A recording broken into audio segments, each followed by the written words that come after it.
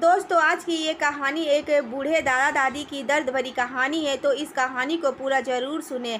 विदेश से लौटे पोते ने जब अपने दादा दादी को मंदिर की सीढ़ियों पर फटे पुराने कपड़े पहनकर भीख मांगते हुए देखा तो उसके होश ही उड़ गए।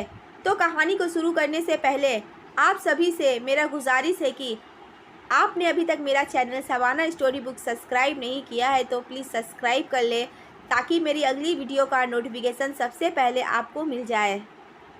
सोहिल को पूरे 7 साल हो चुके थे अपने माँ बाप और दादा दादी से मिले हुए। सोहिल भारत से विदेश अपनी डॉक्टरी के पढ़ाई के लिए गया था।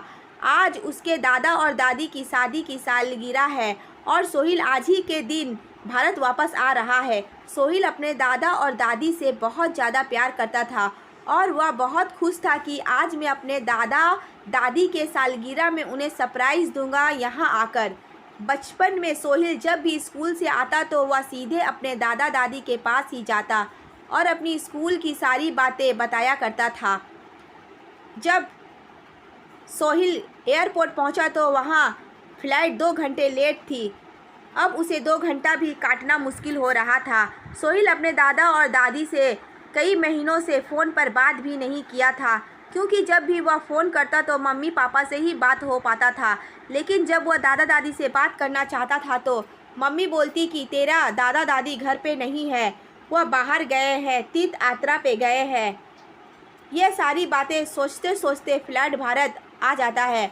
फिर वह टैक्सी लेकर अपना घर पहुंचता है। जैसे ही सोहिल टैक्सी से नीचे उतरता है तो उसे अपने दादा दादी के संग बिताए हुए दिन याद आने लगता है। दादा का घोड़े बनकर पीठ पर बैठना और दादी का खाना खिलाते हुए कहानियाँ सुनाना, वह उनका प्यार से सर पे हाथ फेरना। सोहिल अपने माँ बाप का इकलौता बेटा है। सोहिल अपने माँ बाप दादा दादी के साथ ही रहता था। अपनी स्कूल और कॉलेज की पढ़ाई पूरी हो गई तो वह डॉक्टरी की पढ़ाई के लिए विदेश चला गया था। सोहिल विदेश में रहते हुए भी अपने देश और घर का संस्कार नहीं भूला था। सोहिल जैसे ही डोरबेल बजाता तो दरवाजे खुलते ही सामने सोहिल की पापा थे। पापा सोहिल को देखकर चौंक जाते हैं, लेकिन सोहिल अपने माँ बाप से मिले बिना अपने दादा दादी से मिलने के लिए कमरे में चला जाता है। जब दादा दादी वहाँ पर नहीं मिलते हैं तो वह पूरे घर में आवाज़ लगाकर ढूंढने लगता है। पूरे घर में चिल्ला कर उन्हें ढूंढता है, लेकिन उसे दादा दादी कहीं भी दिखाई नहीं देते हैं। तभी पापा कहते हैं कि सोहिल बेटा, तू बैठ जा, दूर से आया है, थक गया होगा, थोड़ा आराम तो कर ले। तभी सोहिल बोलता है, मम्मी पापा मैं थका नहीं हूँ, पहले आप लोग मुझे बताए कि दादा दादी कहाँ हैं, मैं उनसे ही तो मिलने के लिए इतनी दूर से आया हूँ। और फिर आज उनकी शादी की सालगिरह भी तो है। अच्छा, अब समझ में आया, शायद मंदिर गए होंगे भगवान के आशीर्वाद लेने के लिए। आज जो उनका शादी की सालगिरह है तो ठीक है, मैं वहीं मंदिर में जाकर उनसे मिल लेता हूँ। तभी मम्मी पापा बोलते हैं कि तेरा दादा दादी अभी घर पे नहीं है, वह किसी रिश्तेदार से मिलने के लिए गांव गए हैं।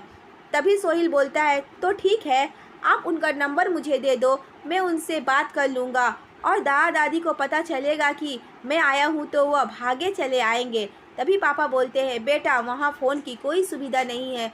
तो सोहिल अपने पापा की बात सुनकर मायूस हो जाता है। फिर बोलता है, ठीक है, तो मैं अपने दोस्तों से ही मिलकर आता हूँ। और वह अपने दोस्तों से मिलने के लिए घर से बाहर निकल जाता है। थोड़ी ही दूर जाने के बाद रास्ते में एक मंदिर के पास उसे बूढ़ी बुढ़िया दिखाई देता है, जिसकी शक्ल उसके दादा दादी से मिलता जुलता है। उसे देखकर सोहिल थोड़ा देर रुक जाता है और सोचने लगता है कि ये मेरे दादा दादी नहीं हो सकते हैं, क्योंकि वह तो किसी रिश्तेदार के घर घूमने गए हुए हैं। फिर भी तसल्ली के लिए एक बार पास जाकर देख ही लेता हूँ। जब पास जाकर देखता है तो उसके दादा दादी फटे पुराने कपड़े पहने हुए मंदिर की सीढ़ियों पर बैठे हुए भीख मांग रहे थे। दादा दादी अपने सामने अपने पोते सोहिल को देखकर चौंक जाते हैं और कहते हैं कि बेटा, तुम तो विदेश में थे ना, यहाँ कब आए? तभी सोहिल अपने दादा दादी को गले से लगा लेता है। उनके कपड़े से गंदी बदबू आ रही थी और रोते रोते अपने दादा दादी से पूछता है कि आपका ये हालत कैसे हो गया? आप लोग तो अपने किसी रिश्तेदार के यहाँ पर घूमने गए थे ना, फिर यहाँ पर कैसे, वह भी इस हाल में? दादा दादी आप सच बताएं, आपका ये हाल कैसे हुआ? आपको मेरी कसम। इतना सुनते ही दादा दादी सोहिल को गले से लगाकर फूट फूट कर रोने लगते हैं। तब दादी ने कहा, क्या बताऊँ बेटा, तुम्हारी विदेश जाने के बाद ही तुम्हारी मम्मी पापा को हम लोग बोझ लगने लगे थे। तुम्हारी मम्मी किसी न किसी बात पर हमें ताना दिया करती थी।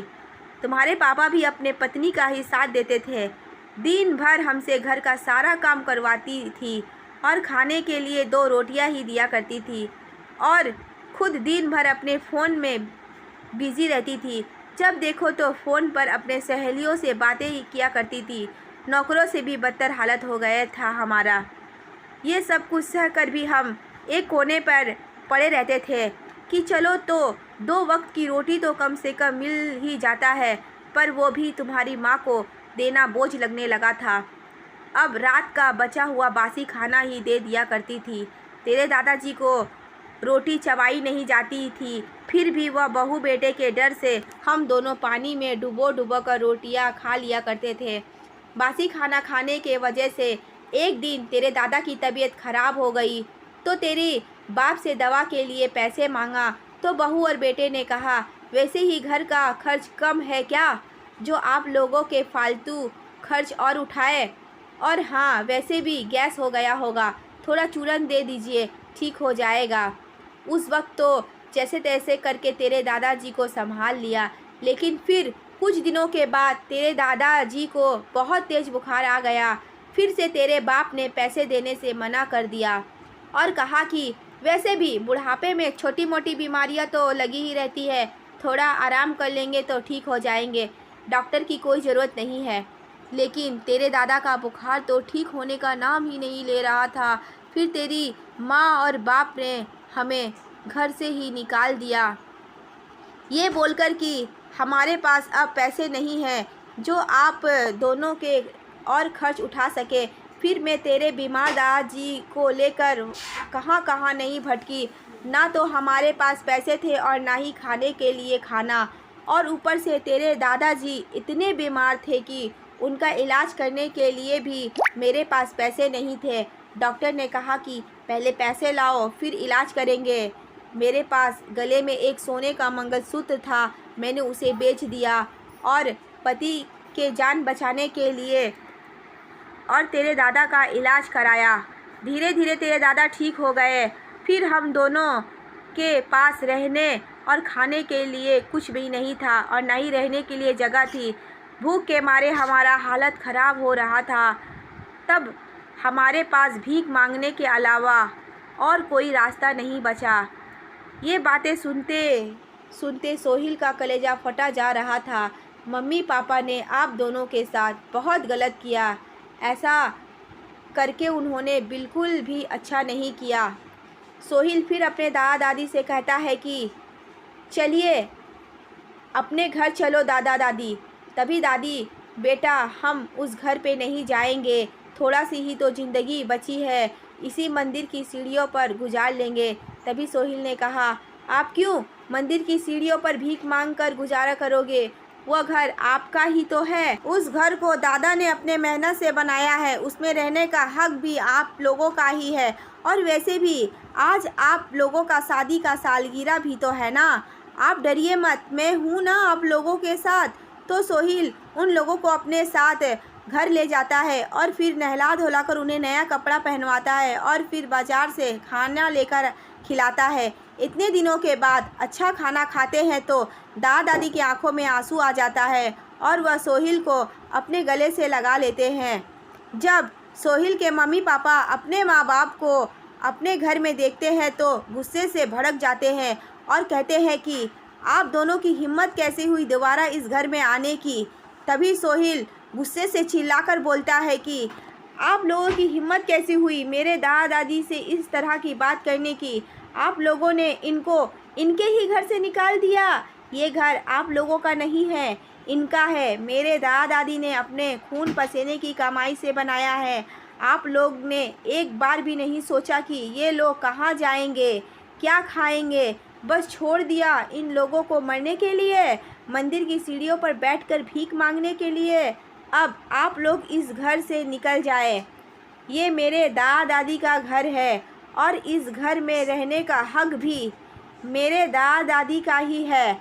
तभी दादा ने भी कहा, निकल जाओ मेरे घर से, ऐसे नालायक बेटा बहू को हमारे घर में रहने की कोई ज़रूरत नहीं है। हम दोनों बुढ़ा बुढ़िया अकेले ही शांति से रह लेंगे। तभी उनके बहू बेटे दोनों उन लोगों के पैर पर गिर जाते हैं और कहते हैं कि बाबूजी, हमें माफ़ कर दीजिए, हमसे बहुत बड़ी गलती हो गई, प्लीज़ हमें माफ़ कर दीजिए, आगे से ऐसी कभी नहीं होगी। दादा ने फिर कहा, तुम दोनों निकल जाओ इस घर से, हम यहाँ शांति से रहना चाहते हैं। अब तुम्हारा इस घर में कोई जगह नहीं है। अब हम तुम्हारे साथ बिल्कुल रहना नहीं चाहते इस घर में। तभी सोहिल अपने माँ बाप को घर से निकाल देता है, दादा दादी के साथ खुशी से रहने लगता है। फिर कुछ दिनों के रहने के बाद सोहिल विदेश चला जाता है, क्योंकि विदेश में किसी हॉस्पिटल में उसको अच्छी सी नौकरी मिल गई थी और विदेश से ही अपने दादा दादी को हर महीने पैसे भेज दिया करता है। और ये उसके दादा दादी दोनों की शांति से, और यहाँ उसके दादा दादी का गुजारा आराम से हो जाता है। दोनों ही शांति और सुकून से अपने घर में रहते हैं। तो दोस्तों, आपको ये दुख भरी कहानी कैसी लगी? कहानी थोड़ी सी भी अच्छी लगी होगी तो लाइक और कमेंट करें और अपने दोस्तों और फैमिली में शेयर ज़रूर करें। और मेरे चैनल को अभी तक सब्सक्राइब नहीं किया है तो प्लीज़ सब्सक्राइब कर लीजिए। अब मैं मिलती हूँ आपसे इसी तरह की नई वीडियो के साथ, तब तक के लिए धन्यवाद।